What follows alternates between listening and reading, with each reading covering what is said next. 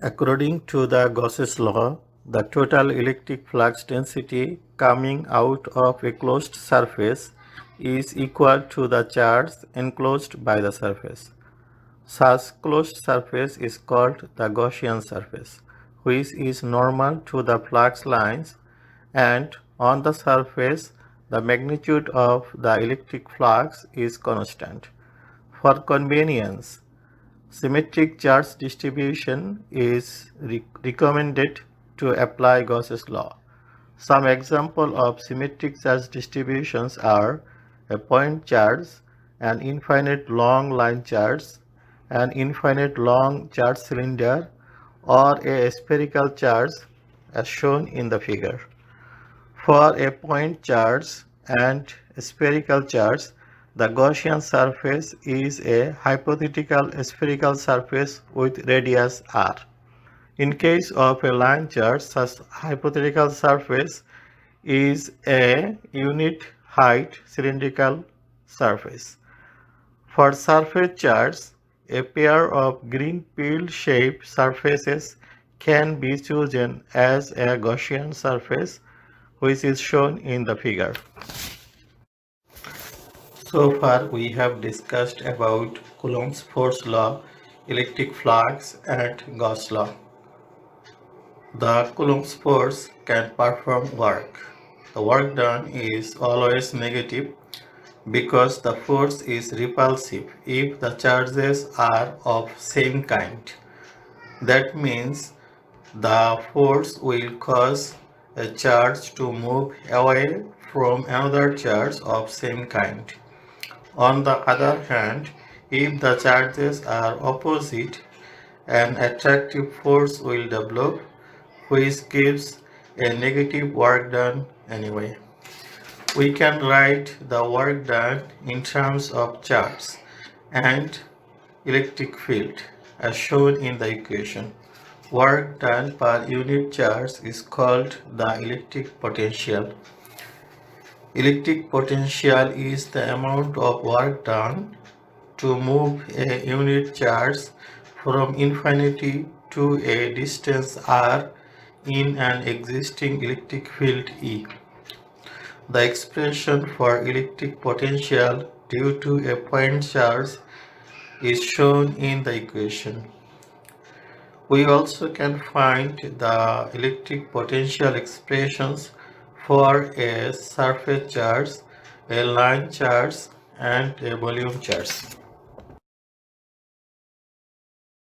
The potential difference between 2 points A and B is VAB, which is equal to VB minus VA, as shown in the equation, where RA is the distance of point A from a reference point, and RB is the distance of point B.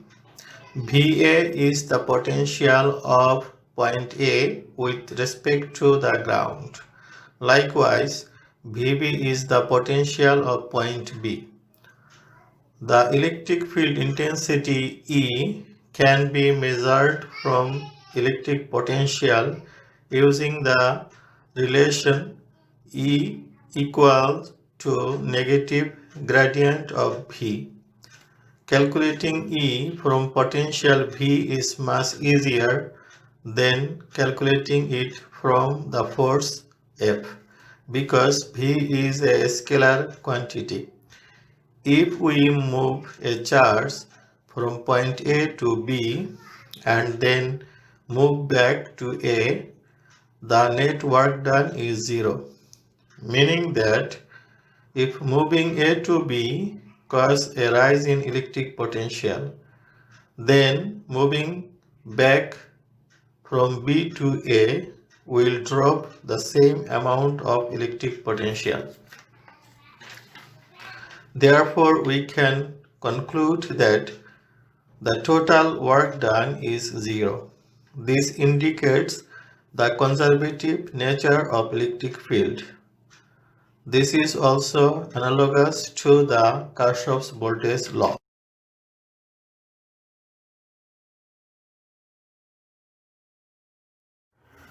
Now we can write the Maxwell's equation for the electrostatic field.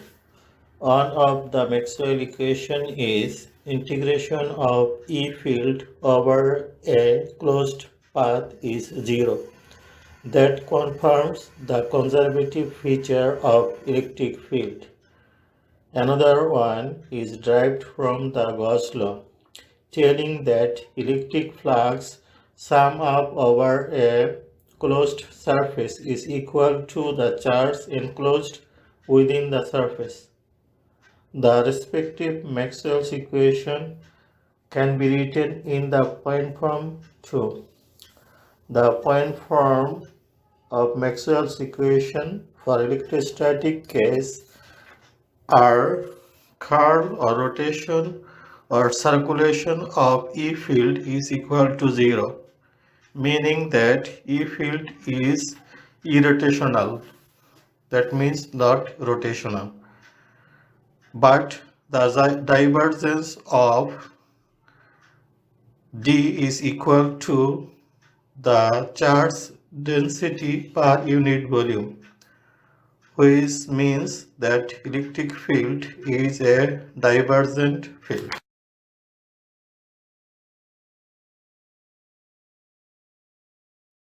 Let us review the concepts of magnetostatic. Magnetostatic is the study of the interactions of steadily moving charges. A wire carrying DC current will produce a magnetic field around the wire. The magnetic field is a circular field where the magnetic flux lines are closed. The direction of the flux lines can be found using the right hand rule. If you grab a wire with right hand with showing the current flow direction by your thumb, then the other four fingers will show the field growing direction, either in clockwise or in anticlockwise. The strength of the magnetic field produced by a DC current can be obtained using Biot-Savart law. Mathematical expressions for the Biot-Savart law in case of a current in filament or a surface current or a current in thick wire are shown on this slide. Here I is the current in a wire, K is the current per unit length following on a two-dimensional surface, J is the current per unit cross-sectional area of a thick solid cylindrical object, for example a thick wire.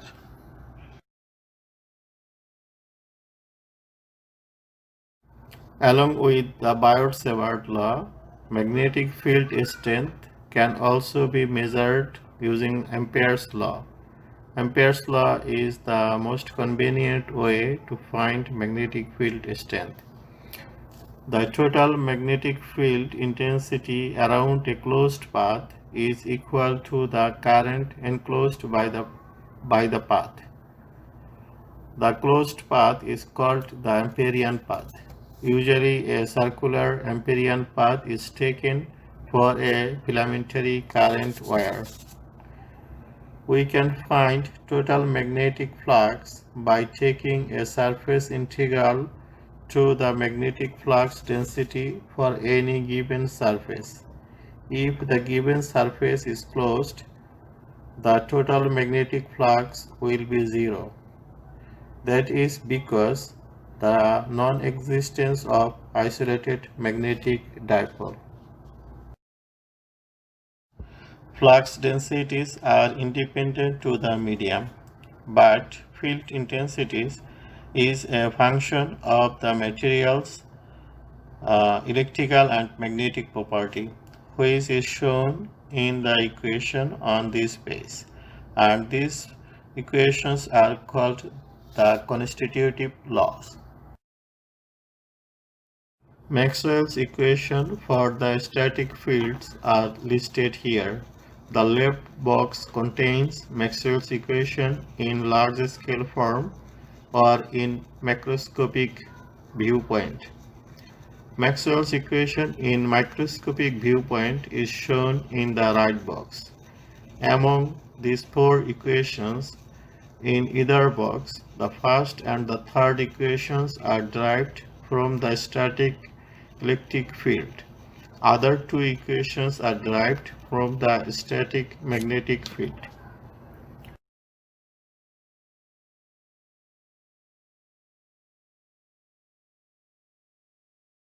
Recall the static Poisson's and Laplace equation for electrostatic field. We can try to find the analogous expressions for magnetostatic fields. For that, we need to define magnetic potential first.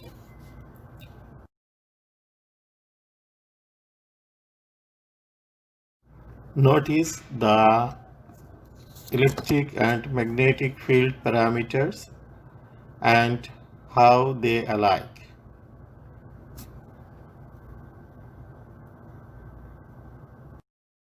Unlike electric field, the magnetic field cannot perform work. However, the magnetic field can produce a torque on a current loop. So we cannot define a magnetic potential with the help of its physics. We apply mathematical concepts to define magnetic potentials. Let us assume a scalar field V and a vector field A. From the field concept, we know that curl of gradient of a scalar field is zero. That eventually leads to the first Maxwell's equation and satisfies the relation between electric field and potential that we have derived already applying the physical characteristics of static field.